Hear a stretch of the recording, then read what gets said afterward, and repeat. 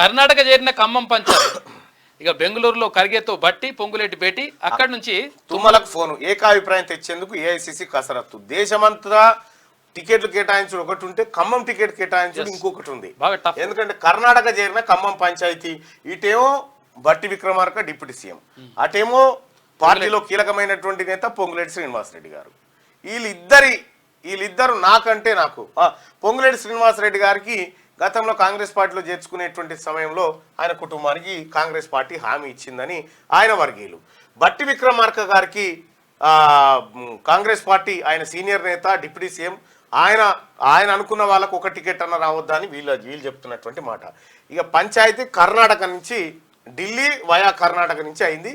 మరి ఇవాళ ప్రకటిస్తారా లేకపోతే జూన్ 5 తారీఖు ప్రకటిస్తారా అభ్యర్థులు అనేది ఇక తెలియదు. ఇక విహెచ్ గారు కూడా అక్కడ విహెచ్ కూడా పోటీ చేస్తున్నాడు.